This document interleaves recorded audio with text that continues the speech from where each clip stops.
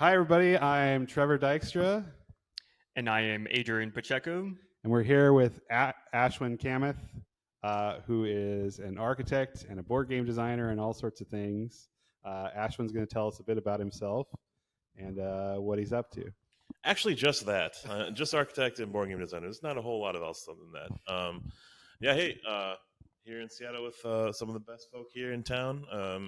And a little bit about myself is grew up around games, grew up around design, and settled into architecture. And after addressing a couple other exercises in music and sculpture and art, and we all do that, right? And even photography to some extent. Settled in with architecture, and around 2020, COVID happened for a lot of people, and we had to address our own internalized monologue of what we're doing together. Yeah, we all went through a lot of changes. Yeah, and I addressed that by kind of taking a break and jaunting into board game design, which started out kind of miraculously as this I just sprung into it. I fell into it, and then just got really lucky with a lot of opportunity by throwing myself out there. And yeah, so that's a little bit about who I am. I think we met through the Seattle Design Festival. Yeah. Go check it out. And actually, you're probably already there. So yeah, if you're watching this, you were doing the Seattle Design Festival. All right. Well, so I guess I should start. The reason why I'd asked to interview you is because I've been following along. I mean, we're friends or acquaintances, like we've known each other a while, and it's like so I've seen you go into board game design. I've followed a little bit of your story as you kind of do play testing and more, and then all of a sudden, it's like, hey, there's this game that you've got, and it's like a big game, like it's a big deal, I think. Like and so that's why I want to start. I want to start with wolves, and we can work back. And that's what I think we've got in front of us. But do you want to maybe just tell us what it is, and then we can start to ask about like how you design, like how you came to this. We'll work backwards. Yeah, sure. Well, this game is kind of a interactive and potentially combative game about a pack of wolves, as you are assuming a role of wolves, and you're growing your pack as wolves do, and you're moving around as wolves do, and you're basically immersing yourself as a pack of wolves and competing against other wolf packs in this fictitious land. Yes, we'll call it I don't know, Seattle 2.0. And anyways, and over the course of the game kind of has this runway of a moon cycle. Yeah, and over the course of that runway, over the course of that moon cycle, things will score. Things will kind of project as who is winning or leading, and then you kind of king of the hill type of determine who is ultimately the winner. Yeah. After the course of that game. Yeah. Oh, sorry. I thought you were going to say something. Yeah, and this game uses a few mechanics that are, I would say, let's talk about those. Fairly unique to board gaming, where heuristically, we're just in these little region tiles, but to do anything in this game requires this little puzzle. We all have this board in front of us, and in order to enact, in order to move or to howl, to recruit more wolves into your pack, you have to flip these tiles. This is not like a thematic thing here. Wolves don't flip tiles, but we as humans acting as wolves will flip tiles that match their faces to do things on the faces, on the terrains that you can see in front of you. And notice that when they kind of flip into different terrain pieces. So you would flip them, and some of them will create different matches, different sets. And there's a set of 3 per unique faction. So for you as the Rocky Wolves, you'll see there's 3 of them that will flip into that Rocky. For me, ice. There's 3 ice. So like you can kind of create these really interesting patterns in order to do the actions that you would like to do. It's a kind of a double layer puzzle in order to do scoring as well as flipping these tiles to actually enact onto the board. Yep. Yeah. Well, and yeah, I mean, look at this. It's like I think when you think of design, start thinking about aesthetics or visual, which is one part of this. But I guess it like at the start of this, it's not that, right? Like how what is the initial design process, say, of this game? You know, where like I mean, I know a bit about how game design works, but I'm sure lots of people don't. But also like how did this come about? Like how did Wolves Oh yeah, itself like you know yeah. were you testing mechanics or you have like did you have the whole kind of thematic idea and came back to it the other way? Yeah, chicken and egg kind of story. I would say, in a nutshell, as short as I can be. I was a mentee as part of a mentorship program, and this mentor and I got along pretty well, and we became kind of friends and colleagues in terms of design space. So we started working on a game together after this mentorship program ended, and we are both fans of or appreciate uh, wolves. We kind of went through this exercise of what do we have in common. We both like games, but we can't make a game about games. So maybe let's just kind of run through a list of things. We both like music. We kind of tried a little bit of that, and he. His alma mater is the Wolf Pack, and I'm from Minnesota, so there's like a sports team that's there that's about the Timberwolves or just Wolves, and that marriage of shared interests kind of created a theme first, and then we kind of started navigating a theme. Like how you could explore it as a game. Yeah, yeah, and actually, I've worked on many games since, and it's inverted, where a thing that's really fun, like flipping tiles, Yeah. creates a theme that could become Yeah. wolves, Okay. or Yeah. could Yeah. become another thing. Yeah, but Okay. We're jumping all over the place, but also I was interested in the corners. Is there something going on with? I mean, those clearly match up with. oh, Or is yeah. that just? It's not telling you what the other side is. It is telling It you what is. the other Okay, side that is. is what it is. Okay. It's kind of giving you a Oh, yeah, I glimpse see that. into Okay. how you map your puzzle. Okay. So yeah. And a little bit more about this, just to keep talking, is when you do certain actions on the board, it kind of reveals, unveils, and makes you stronger. Yeah. So when you start putting things, buildings, or structures on the board or the map, your ability to move becomes stronger. The amount of movement becomes larger. Yeah. The amount of wolves you'll get will be strong. Yeah. Will be bigger. Your distance to recruit. Yeah. These small things build or amass into a larger, more competitive Yeah. pack. So another gimmick to this game is you're flipping tiles to do things. That's a puzzle, and then this is another layer of the engine kind of the Yeah. engine build. Yeah. Yeah. Exactly right. Yeah.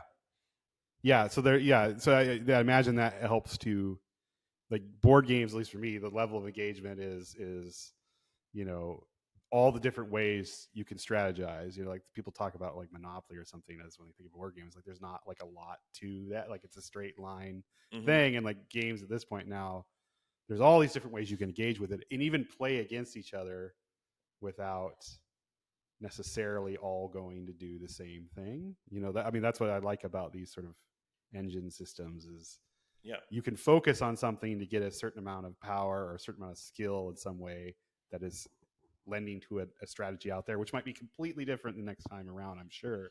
Yeah.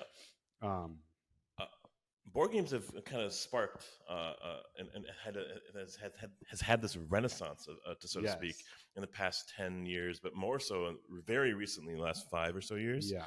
And what's provoked it is just because people are home more, people are with each other more, and we've learned to kind of experience each other with doing other things, not just out and at restaurants and other things. We've explored, and we're reinvigorating this space. And the games that we have learned to love and play back in the days before four times, maybe were excellent at that time, but don't actually really excite or exude interest in today's modern contemporary audience. So these kind of games I'm not trying to tout myself here, but like this kind of game might be more suited to a modern audience today than it would have been like in the early 90s. And games now that you see come out have that agency, that player rapport, but also like they feel like they're part of the game turn one, and it's not on rails, it's not on a track around the board like Monopoly. Yeah.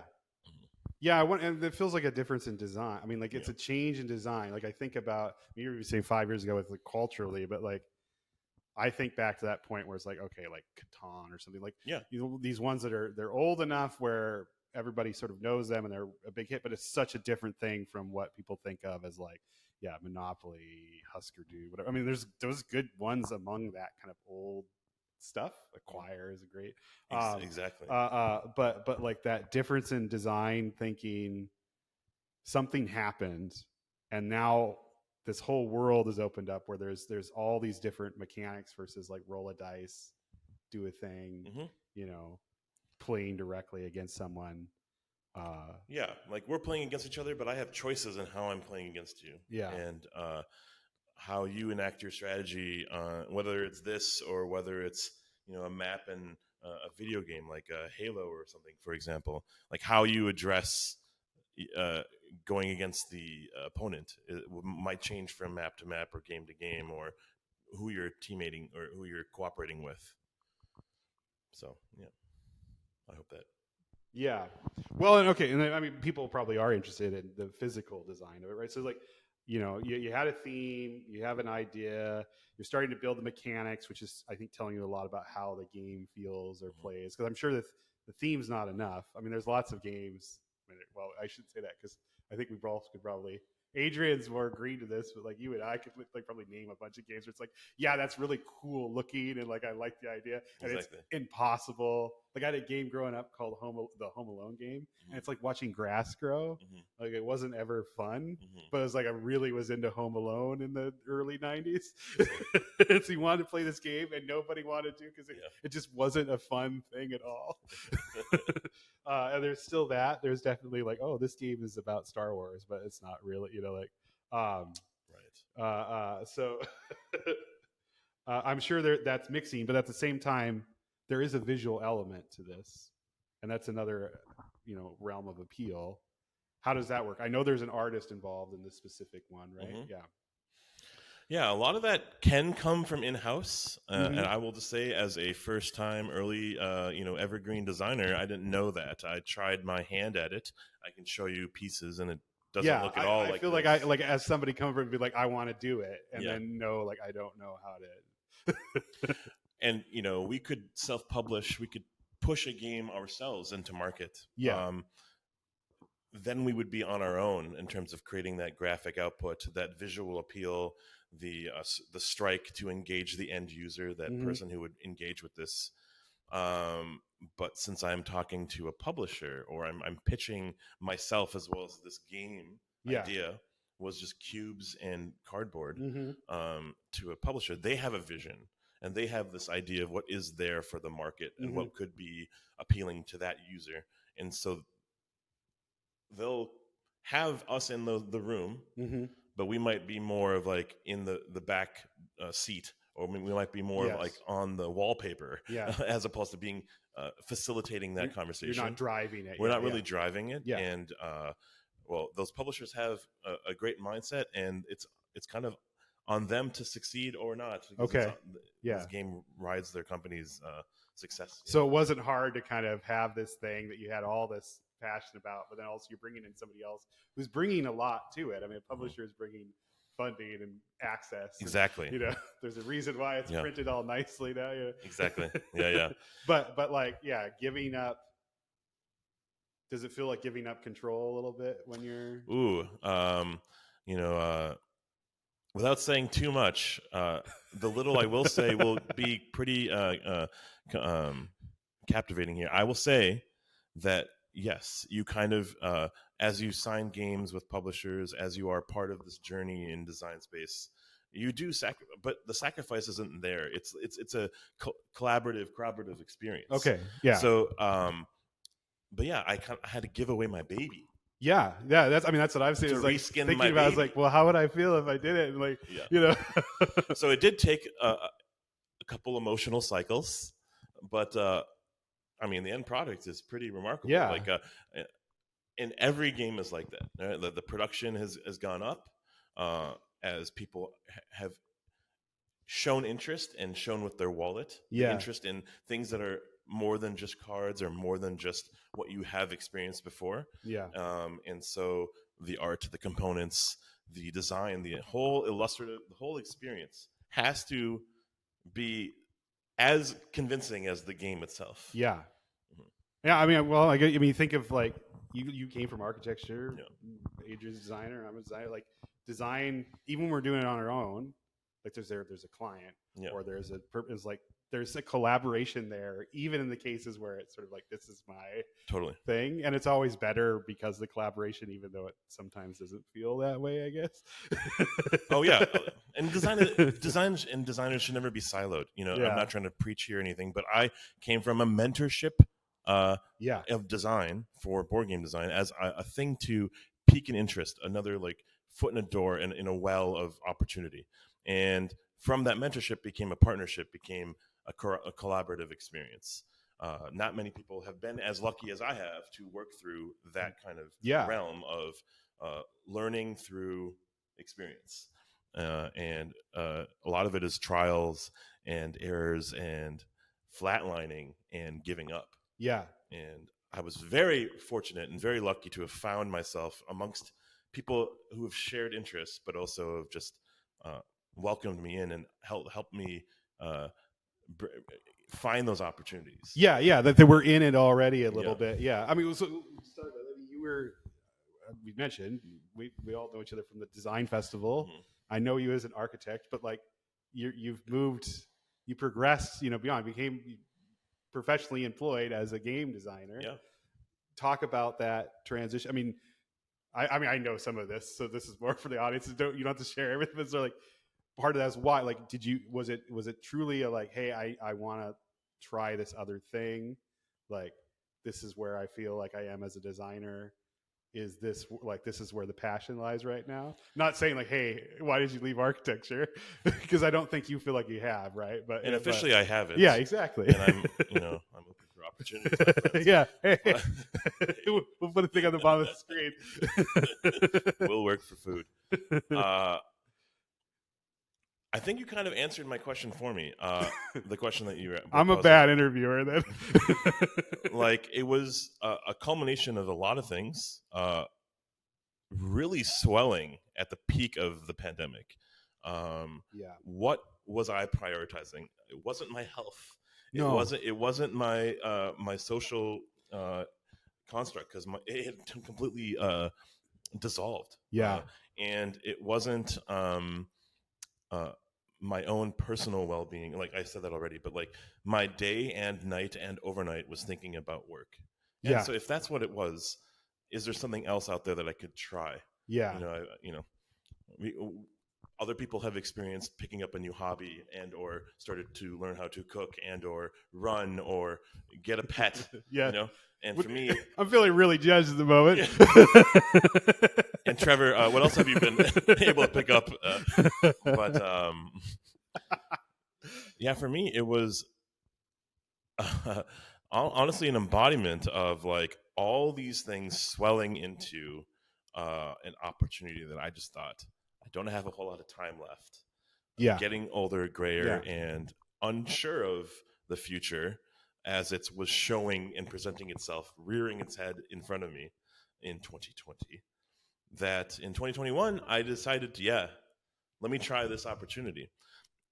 I thought, this might be a 30-day jaunt. Yeah. A little like a little blip in the system, and I'll come right back. Yeah. Yeah. And I could even, stay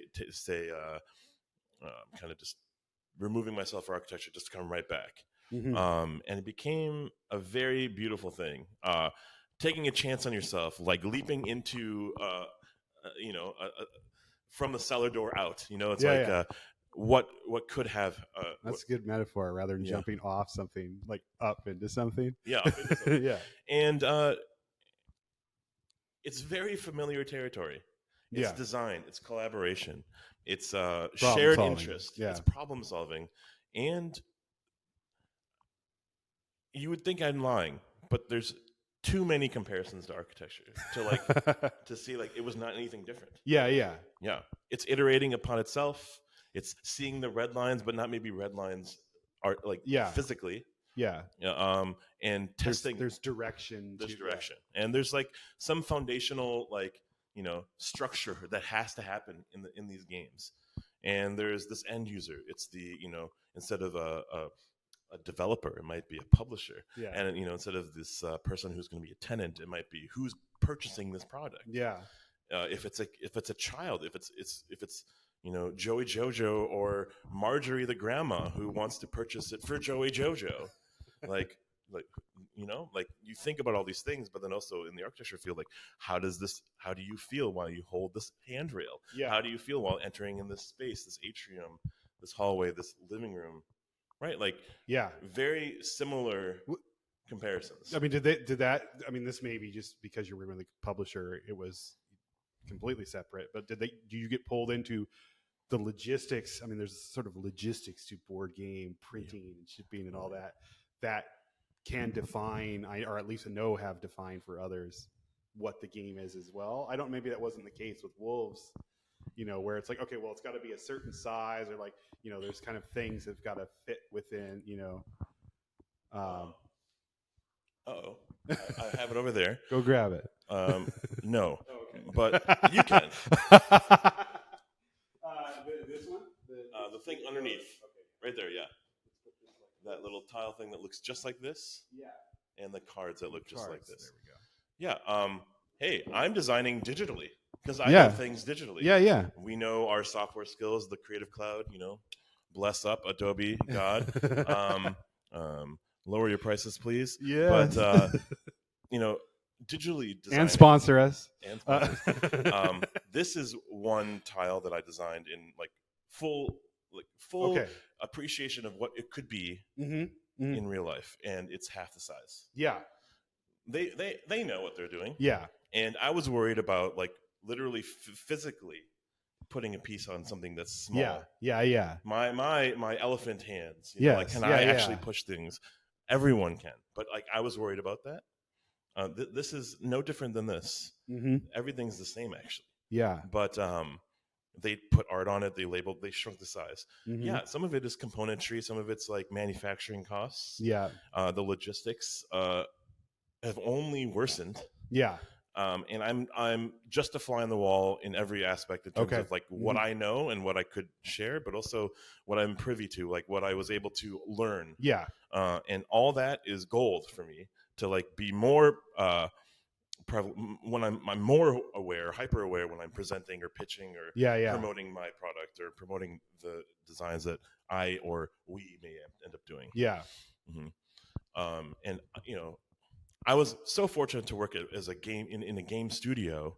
An opportunity arose for me to help with a project that I thought would be only 30 days, and it spanned over a year. Yeah, and not just one project, but more than 24.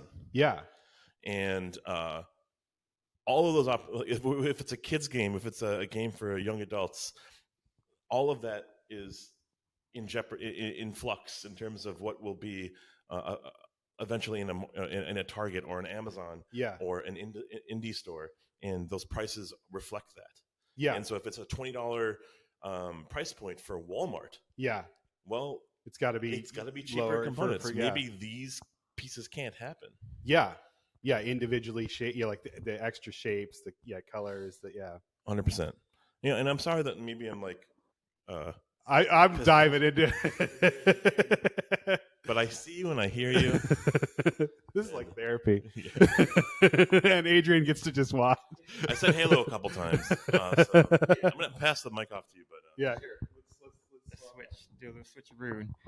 I mean, when I'm thinking about all this, I'm thinking about the process and how iteration comes into that. Because as designers, right, iteration can come one after another, and that extends the entire process of it getting finished, which might even take a lot of pivots here and there right from the start. You have this vision right from the beginning, and then somehow at the end it comes out which you weren't expecting. Yeah.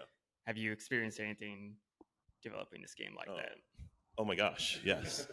This game was an anomaly. I will say this, like, not trying to like toot my horn or anything, but this came from inception to realization was a matter of like less than 6 months. Usually, it's an endless, potentially like 5-year process.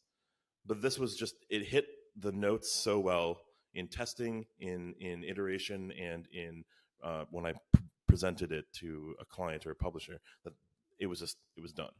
So this is not a good example of what you were asking, but we did try several things. You know, how the boards looked, how the pieces felt. They were cards, and now they're these little micro tiles. But now, ask that same question for working in a game studio, working on maybe 10 games at a time, and then the 2-minute warning happens. The fourth quarter, 24-second shot clock, in a basketball analogy, shows up, and a pivot is presented for yourself. So now you have to, revamp the theme, revamp the mechanics, revamp the cards, or whatever. And that happened in spades. Every game I had a hand on, developing, designing, playtesting, even conceiving, went through significant changes, and that is just par for the course. That is just, you should understand that is part of the design journey, and we are all well aware of that as in any facet of design, in my opinion, but especially in board games, because not long ago I was working on a game where I was putting coins on a little hole, right? And that was like the game, and then it really quickly became a Star Wars game with miniatures and cards and really like thinky positional play, and that happened in 2.5 weeks. That pivot. Wow. And real story. I'm not fabricating any part of that. Yeah. Another thing was, we were looking at making a game that had a famous television show, intellectual property on it. Canned, completely just gutted. Not happening this year because we went through 30 different iterations and we didn't find the relationship with the property kind of matching what our visions were. Wasn't dovetailing. Yeah, it wasn't dovetailing. Completely correct. Yeah. So we tried to match what their demands were. We tried to facilitate a holistic approach to what our design wants to be with their demands and or sensitivities are, and it didn't end up being a match. This is a very competitive environment, just like most design fields also, but sometimes they're not a match, and then you have to work through the design process and iterations, and maybe it just doesn't happen. These are just board games, but like working on on buildings or projects, there's a different weight to that, and like, so like now there's millions of dollars at stake, so Yeah. you do kind of end up working towards a solution. This you can axe. You can say next. Yeah, I mean that might be part of the end, I guess, right? Is the idea that you could. Yeah, we'll swap. Let's way. I'm sure it can hear me. You can. There's a weight to architecture that has a psychic kind of drain. There's life safety involved in a way. People losing money, that's horrible as an architect or your client, but that's not like the end of the thing. It's like it hurting somebody is bad. Where finding the other things, like this feels, it's like, oh well, this is like failure is not the problem here. You know what I mean? Like it's just part of the process. Yep. That's pretty. Yeah, I mean, so you mentioned working for a studio, which they were talking about Funko, or formerly Prospero Hall, I guess, is part of that, and that's a whole. I've got like 4 questions about that all at once in my head. One is sort of you've done a game where it's under your own name. It was yourself and one other designer, correct? That was this. Yeah, Wolves. But I've heard this before in like communities about like they get mad about the Prospero Hall games because there's not a name attached to it, which is so funny. We just talked about collaboration and how it's not a single person. Yeah. I mean, there's this idea of certain like Reiner Knizia, where like oh, they're like these geniuses who've made a game, when they're really, even in that case, I'm sure there's so many people involved. But can you talk about the process of working in a team and like what? I mean, again, you had just transitioned. What are they asking you to do? You know, what were you doing, I guess, as an employee, you know, at games like versus, you know, this being your thing and you're sort of driving it, at least initially, you know, when you're working in a team like that, how does that work? What is that like? Well, the team dynamic was very dynamic. There are future Rem Coolhouses in there for sure. In that studio of, you said, Prospero Hall. Yeah. It's a group of designers that the lead was a former rapper, former hip hop artist. The lead designers outside of that studio lead are theater majors and actors and musicians. So all multi-hyphenate kind of creative people. Absolutely. Yeah. To the absolute end of that word, definition. And here I am with some design background. Yeah. And I fit right in, and I also stood out in many ways. And I think that only augmented their experience and their evolution as designers, and me just listening in gleefully, and also then participating as we all do. Yeah. And it is like a design charrette every other hour. Oh, that's awesome. It's not like it doesn't feel like here's your task and go over there for a week and like complete your task, please. We do have those moments, and they still do. But in a lot of ways, let's get this to the table. Yeah. Let's see this in action, or let's see this mechanic that is in your head translate to on the table, on the court. And so skill forming, learning through like literally playing and iterating on that fact. So everything was collaborative in that regard. And then, yeah, sure, we could delegate responsibilities and or move on to the next project, or, you know, manage our time to expedite this sequence and or push this off to another date, and just work together to create the best possible product with the time remaining. It was very revolutionary, but also, in my opinion, it was very similar to what I would envision a small design studio in architecture would be. Yeah. It's a more fluid experience, you know, where it feels more creative at all times. Exactly. I mean, certainly, yes, there's aspects to business of any sort where there's got to be kind of tiers or structures, but like it feels better when you're at least working together, even if it's not completely as equally, you know, equals. You know, like there's certain, you know, there's somebody who's the boss. Yeah. But that idea of like everybody's involved in some way, I think, that sounds exciting.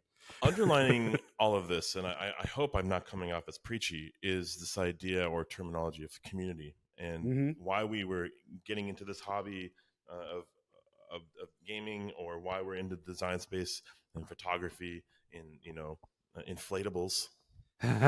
Is community building, is actually soliciting conversation through this shared interest, right? So how do people interact with this big inflatable thing? How do people interact with each other in a shared space that was designed by us, you know? And then in this example, how do people sit around a table, and why do they sit around? Why do they get together? And it's to, you know, basically find place. It's find each other in all of that. And I think Funko, amongst all design studios, does it just remarkably. Yeah.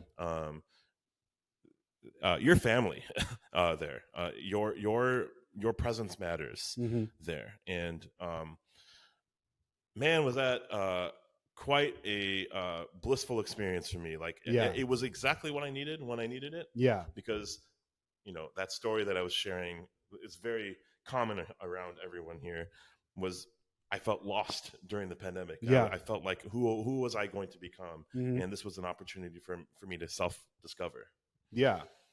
Yeah, and find community while making community. I mean, it shows. Like, I mean, that design or that game studio as a designer, like, if you see a game out and you see their name on the back, it's like, well, this is probably going to be good. Like, there's a point where that it carried through. Like, whatever they're doing as that process is carrying through into the end result.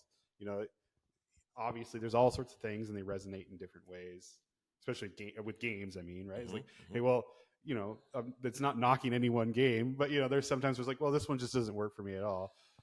They have one where it feels like it works for a lot of people because it's they're getting to some sort of root that isn't always being got to by certain designers or studios outside of publishing, right? I mean, but the people are actually kind of starting that initial impulse. There's something there. Yeah, that was very well said. And actually, I don't even know if I fully even answered your question. I could go on for hours and hours, and I will try not to. But there's a reason why maybe the name is not on, the recognition is not there, is because it is a collaborative experience. Mm-hmm. Not even just the designers are a part of the design. Yeah. Right? Not even the former hip hop artist is part of it. It's the people, we were talking about this earlier, other kind of affiliates that were under the Funko umbrella, like a Mondo or like a different group that are designers, that are artists, that are are in marketing or in sales or kind of admin. Yeah, they're also part of this experience, and it sounds too good to be true that everyone's a part of everything, but that's actually the truth. That's the model there, because the end user is everyone. Yeah, that's Funko's games and their kind of their pitch to Amazon and Target and the grandmother is, it's for everyone. Yeah, the general retailer versus the bespoke gourmet shop, exactly. which is now a thing that did not exist 20 years ago. It feels like. And so that recognition doesn't necessarily need to exist. And it feels gratifying enough as the person behind the screen, and this. Just to have someone experience your product. I mean, there's a tie to architecture there in a way too, where like we definitely are in a field. I mean, graphic design is the same, where there's certain people who like their names at the top, and it's like, oh, like you mentioned Ram Koolhaas. It's like, okay, that's the designer of the librarians, but it's like that's not really true. Like, right. I mean, even in that case, even if you wanted to give it to one person, there's probably somebody else at his firm who's like more responsible. But even outside of that, there's other architecture firms, and there's just other designers, and like it's informed by everything. The librarians there, but yet we still want like one person to get credit. There's always a kind of, and that I feel like that in board games a lot. Like there's a lot of like, this person's name is on the box, and which I'm sure there's part of just that's what you do, but it is interesting that's what gets followed a little bit in that community.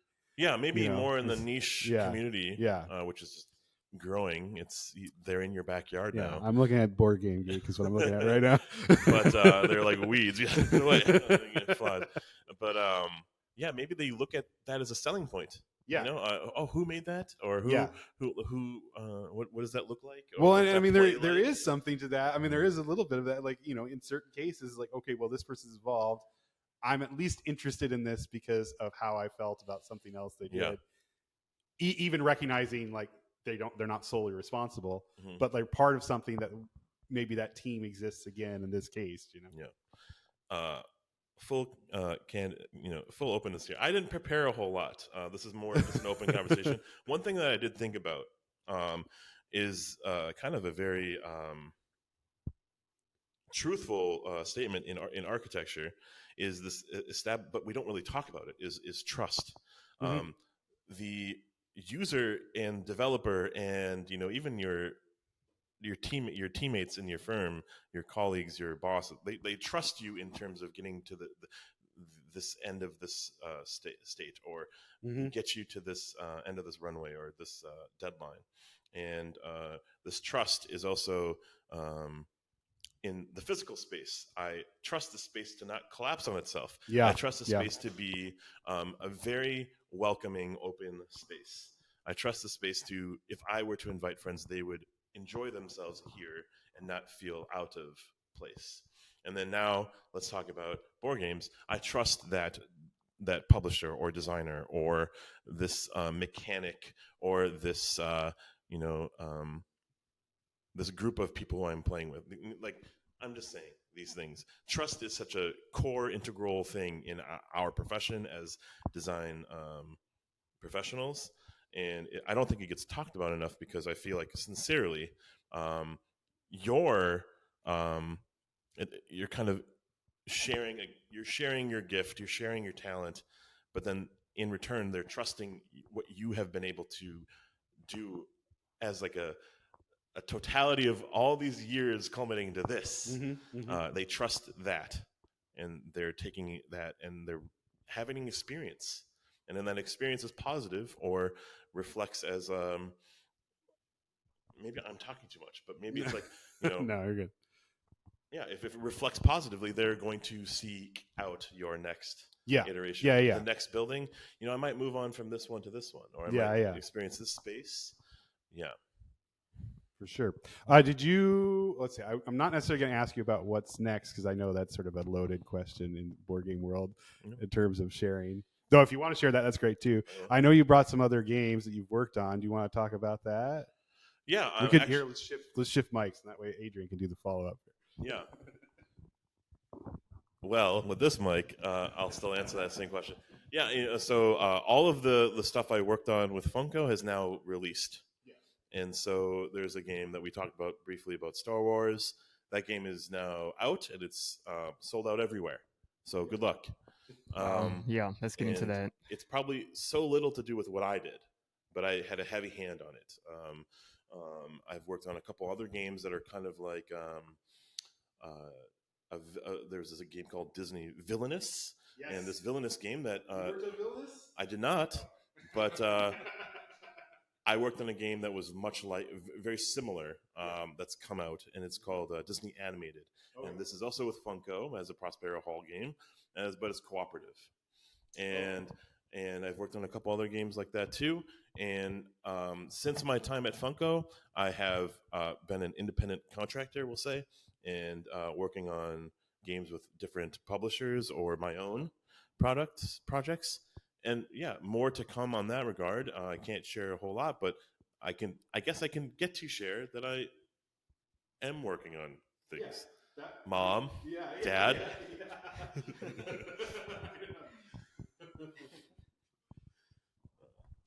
Yeah, I mean, that's great, right? Like, I don't know, for someone like me too, like growing up watching something like Star Wars too, and being able to have a hand into that must feels really great, because you're affecting an entire community who's also following that too. And when you bring it down to a base level of like making and working on a board game, something tangible to that digital experience that they've been like experiencing all their life, that must be feeling pretty great. Yeah, that's my fish tackle box version of the game. We can share a little bit about it. We talked a little bit about trust. We talked a little bit about trust. Yeah, I am a Star Wars fan, right? But boy, am I not an expert. And I am into Disney, but everyone else at that firm that I worked for, the company I worked for, is into Disney. So I had sleepless nights working on the games, but also like they weren't like tireless. It was very exciting. Mm-hmm. But ooh, look at that expansion! Leia and the Wolves. Reskin. Where's Kevin Costner? For all you oldies out there. So I had to stay up watching a bunch of Disney movies that I had no idea existed. I don't know anything about The Princess and the Frog. I had to watch that and like use that game into what might be a future part of another game, or Pinocchio. I remember watching it once when I was 5. So now using that, I have to rewatch it, and I spent an entire weekend watching and absorbing the content for Avatar, The Last Airbender, and then we made a campaign game that's which is kind of like playing multiple games as a full-on story or narrative. And I knew nothing about that. I didn't have cable growing up. I wasn't a Nick at Night fan. I was a PBS kid. Bill Nye the Science Guy. There we go. There we go. And okay, so I feel like I'm answering your question, but I might be deviating a bit. But I'm going back to that word trust. So now we're making a Disney game. Now we're making a Star Wars game, which is I guess also Disney. My design sensitivities have to reflect the people who are going to buy the game. Yeah. So they know Boba Fett. I don't know anything about Boba Fett. Right. I know that he exists. He shot a dude, and then he was reflecting on the fact that he shot a dude, right? And then there's a whole show about him, and I had to, so like, and I knew Grievous coughed, but there's more to it than that, right? Okay, so it's so funny because what end up happening, and what always happens with Funko games, always happens with most games, is it's a labor of love. And so you've learned why people enjoy this property, why they enjoy these characters, or why they enjoy this mechanic, and then you are just iterating upon it, and then testing it with them, testing it with a kid or an adult or a family, and seeing if it resonates with them. And then also kind of protecting that so that it doesn't deviate, it doesn't depart from that. But then there is room for departures, like saying this Disney animated game celebrating, I think, 100 years of Disney this year. I could be wrong, and I don't know why I'm saying all this, promoting Disney. But the Disney animated game is not us being a character. It's us being an artist or a movie maker. And we're a studio together collaborating on a movie. So I'm working on Aladdin and you're working on another movie. And we have deadlines, and it's really obscure how real it feels at times. But why I'm saying that is that we departed from what was typical, what an audience is come to know from a Funko game, is that we are this character, or we are this pack, or this airlines for Pan Am, for example. But now I've never experienced myself in a game immersing myself as the conductor or as the sketch artist. So that's why that appeal is there. We tried, and I think it's going to succeed. But also it's a trust of the end user to come again and say, hey, we tried this one game that we were Ahsoka, and now we're trying our hand at being the person who's directing Ahsoka. And yeah, I like the meta. Cross the cables. I like the meta nature of that. I mean, where now you're playing the game as a bit like playing the game as a designer. Where there's a meta narrative to it a little bit versus you're just Mickey. Because when you said Disney anime, I was like, oh, okay, it's gonna be like Villainous, but like different characters. Rather than villains, it's we're playing as the heroes or the side characters. Yeah. My brain didn't even go to, oh no, it's outside of that like concept entirely. Yeah.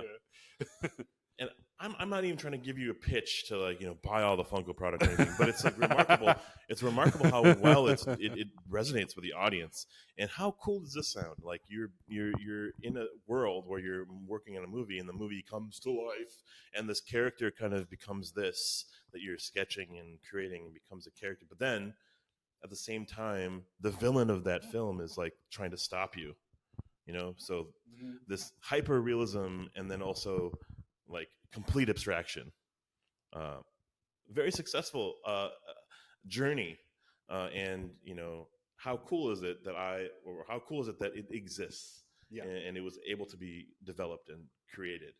And it's just because we want to. Just because you want to take that photo that looks like the perfect shot, just because you want to make this installation to evoke curiosity for the user at the festival. Ashwin right? has had brand training, Yeah. media training. Yeah. I mean, it just sparks joy. It sparks intrigue. It sparks um,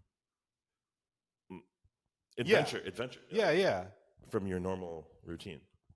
I mean that's part of the end to games. Is Yeah. that it can feel a little obscure. I'm sure anybody look at it sort of like, what is all this hex tiles, and it feels very complicated, and Yes. Yeah. and it can be. Yeah. But there's an excitement of being pulled into a world, even if it's like that, where it's not like you're living in a role playing. I mean, you can do that as too, but you're pulled into a system that has its own mechanics and understandings. That's part of what's fun about games. Yeah. I think another really fun component to games is that it's a memory, it's an experience, and it potentially is lasting, everlasting. And to make it accessible for everyone is a thing that I feel is grounded in our DNA as designers. We want to make sure that if I make something, or if I'm potentially, presenting something, that anyone could access it, or have an experience with it, or engage with it. And so another component to games is trying to, minimize the bloat, minimize the fact that this could be $100, $200, and unaffordable to certain groups of people. I think that's a responsibility that we should all, as designers, think about. But and then now we could talk about architecture in that same regard. I will. You're right. I mean, there are parallels there. That's really interesting. Parallels. And then there's star designer, board game designers who command that sort of cost or that following, which is I mean, there's room for that, of course, but yeah, you're right. It that makes it feel very, it's this other thing that's just unobtainable for the average. Like you're saying, there's sort of the audience that can shop at Target, and that maybe is the audience to shoot for. It's not like anybody there can't dive into games that are complex or harder, but they're not necessarily these things that are like, no, this is not for you. This is, as much as I think we both like games like that too. But we're already in. We're already we're thinking probably this very similar game without calling anybody out. But yeah. I feel like we were just talking about Star Wars, and that intrigued you. Yeah. Right? But if you pulled out Gloomhaven, probably won't. Adrian would walk away. Yeah. As fun as those things, I mean, and those things are really fun, but you have to I guess it's within design too, right? It's like if we were talking to any person, I mean, part of the festival is pulling people into the idea of design or what design is like. Yeah. If we got really into the weeds, that's fun to talk about when you're already in it. It's very hard for somebody to kind of get into that it just sounds like gobbledygook, Yeah. And I think a lot of the responsibility of designers try to enhance that gobbledygook, but then maybe the publisher or the the vendor is trying to sell it to a user who might not know anything. So the onboarding should also be approachable. Yes. Not just like, this looks like I love it. Gobbledygook. Yeah. There are a lot of things out here. Yeah. I mean, so during design process on this one, did you have that step of did you hit a point where you felt like, oh, we've gone, this is too many things? I mean, Yes. I'll share a thing to into that. The reason why we're asking, I guess, Adrian, were you part of this? We Adrian and I do design projects together. Our group at one point did a little game, a little kind of card game thing that was an interaction, say for design festival, kind of an installation. And we got so far into kind of making it all themed correctly and, having it all kind of feel congruent or coherent, that to explain it was 14 steps. It's first you do this, and then this thing says this and this. And really all we wanted people to do was to put stencils on a map. And we put it so far down the line to do this and this and this that no one the in for people was kind of out. And then the funny thing we saw is that people just started ignoring the card bit and all this early steps and just picking up the stencils and putting them up, not in ways we wanted, but they were having fun with that. And it's like, okay, well, there was a learned process to, we could have learned something from that, and if we iterated again, gone with that direction, that simplification in a way. I forgot what I was asking. I just started telling a story. No, it doesn't matter. We're just having a conversation. I would say I remember that very clearly. It was 4 people on every intersection trying to map their own little like object on a stencil and trying to communicate. And the rules that you tested and could see working is not what they will interpret. Yes, they will do what they. You're see. In it, yeah. And so you're actually the worst case user because you're in it, and I've learned that. And so I divorce myself from when testing. Like I'm not testing with myself. I am, but I don't use that as data, and I don't use that as iteration. I use what you could or what you would see as a problem or a sticking point, and change the rules. Change the game or the stencil or the programmatic, I think you had this like coordinate thing where hey, move left, move right, and then like you're making these shapes. Yeah. And I remember in the Seattle Design Festival, oh my gosh, one of the first ones we did was that I did with the firm I used to work for, was this common thread where we were just like putting twine, and you had to follow this order. And boy, people just took twine and left. Yes. Or they took twine and just spun it around in a thing, and then they're like, I'm good. Yeah. I really don't like homelessness. Yeah. Or I really don't like what's happening to my neighborhood. Yeah. And they would just kind of do things out of sequence. And, well, we didn't test. We didn't discover or think about or even consider that the audience, the user, would go this path. Yeah. And you have to think about that. Well, I guess that's what I was getting, is how do you get between the balance of, because you had an intent there, and I think the intent was that journey of those questions, say in that case. Yeah. But you could play test and say, or like that is a play test essentially. The festivals are really good kind of tests, of those things. And say, well, they only did this and you just follow that, but that's not really following the intent, right? So like, I mean, clearly there's a thing while you're designing now. I mean, do you feel like you have some sense of, a little bit about where that's going to go, or at least you have a general expectation that's outside of just, I know what I want? And has that come from just experience with play testing, or is it just something you're knowing within design to think about? You can see those kind of problems cropping up now. Yeah. Once again, I'm feeling like the luckiest guy in the world sitting with you right now, but also like the year of experience I had at Funko, plus the, year or so through the pandemic, finding this found hobby. I learned 10 years of experience in like one. Yeah. And so, there's this like ingrained like background that I know just, maybe now naturally, and I might be even wrong, but for the most case, there might be some like at least base layer, base coat that I know. And maybe math isn't my strong suit or whatever, but at one point it was. I know something about like statistics and odds and probabilities and permutations of that. And so small amounts of data I can kind of glean and or have already figured out from past iteration, just like how an artist learns how to paint, just like how we learn how to design a building. We now know wall types. We all know, we don't have to think about that. It's already kind of in our DNA. Right. So Adrian, you want to ask the last question? We're at an hour. Wow, I'm sorry. No, that's good. Gotta make it good. Last question. Yep, on the spot. Last question. Take your time. I know, Trevor. I feel like you're hitting on something really good there on the topic. Yeah. I mean, here, let me add this. So I was gonna say. So I mean, we're part of design nerds, and that's what we do, right? It's like we do these things that are all interactive, and I feel like we keep running into that problem. I mean, and like I've said, we've learned things from doing stuff, but this idea of like, is there a point where you're prejudging what you think people are going to do in a certain way, and then you're kind of tweak the design, or we tweak how we're going to create an interaction to either stop that or direct it another way? But then are we losing something by doing that?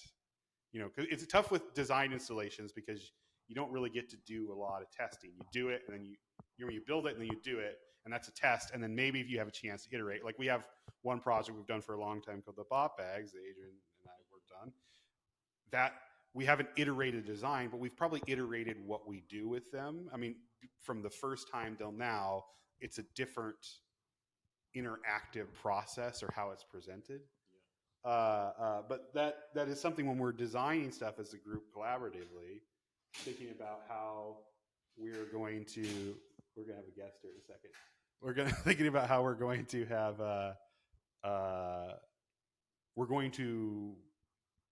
the worry is that prejudgment. And I don't know, maybe you could talk about that. I mean, both mics, please. Both mics, give him the mic and he can Sure. I really like what you were leading into. I think a lot of what you're saying is very true. You also said the word, and you kind of recoiled a bit when you said the word problem. Isn't it fun to experiment, have it completely flop, break down, and then try it again? It might suck in the moment, but you then see you've like now iterated, you've now seen an endpoint, and you can now expound on that endpoint. Isn't it fun to then have this like next layer of learning, and then now your inflatable is inflatable bubble, and now it's you're also inspiring other people to try these inflatables, and from that experience you can also then expand on that, and now you're doing more versions of the same thing that you were doing, and or the trials that you were trying back then that were failing now are succeeding, and now there's maybe even more budget or more time, or you've learned, and all that process is just like kind of culminated into this larger project that keeps building on itself, it keeps iterating on itself. I actually never, now I will say back then I felt like so much paranoia and so much of my self-worth attached to a pile of wood, created into this little box that no one engaged with. Now someone's going to do it wrong. That's the end part. Yeah. That matters. Absolutely not. It's the, oh my gosh, this sounds so corny. It's the journey with your friends, my friends. It's the art of the curiosity. It's it's like actually literally learning along the way with everyone, and having this like completely amorphic resolve that you weren't expecting. That's the joy that I seek in this, and now in every like version of a profession I'm seeking, but also like those end results with the user taking on whatever they want to do with it. That's fun. That's joy. That's joyful. They interpreted it without you being there, without your guiding them or holding their hand. If they would have had a different experience, they would have had a handheld experience, and actually you gave them an option to do something by themselves. So like, I think that's very successful, regardless of like how they approached it. Yeah, most definitely. Because at that point, some may argue that it becomes a decision of like following design and then following art. Yeah. One is like kind of, there's boundaries, there's guidelines set in place intended for you to go in that direction. Whereas art is kind of like for yourself, right? It's something that you kind of create along. If they want to find themselves in that process too. Yeah, exactly. So it's like it's interesting because there's like a path you can like jump over back and forth, Yeah, 100%. Yeah. So I guess for last question, from everything that was discussed, you come from a background of different like knowledge sets. For someone who's interested in, diving into the realm of game development, what advice would you give them to get them started? Yeah. Oh boy. So that first year of me thinking about this was just a Google notepad, right? Okay. Of me thinking. All I was doing was thinking. And oh boy, was that fun, but nothing materialized, right? Yeah.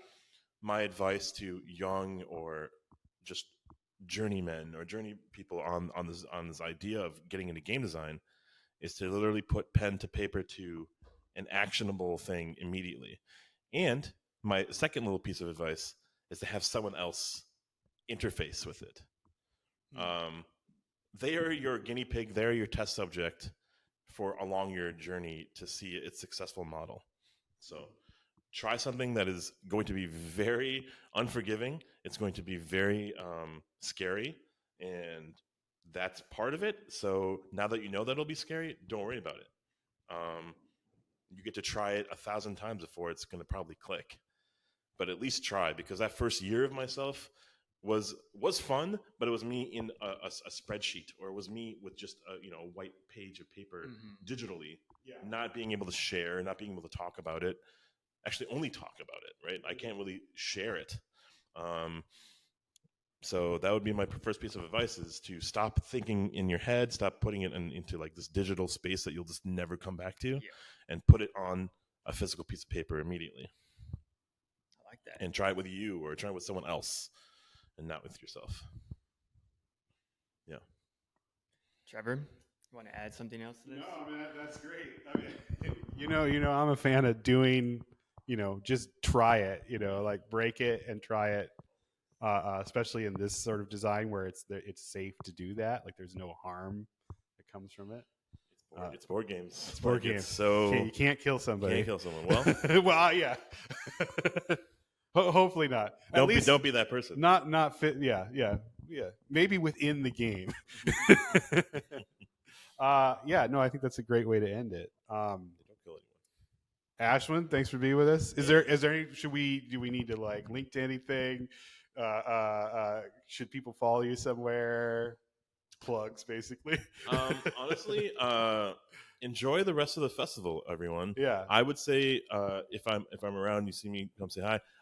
I'm not going to really plug the X or anything of there. This is through Pandasaurus Games. If you are familiar or unfamiliar with publishers, that doesn't matter.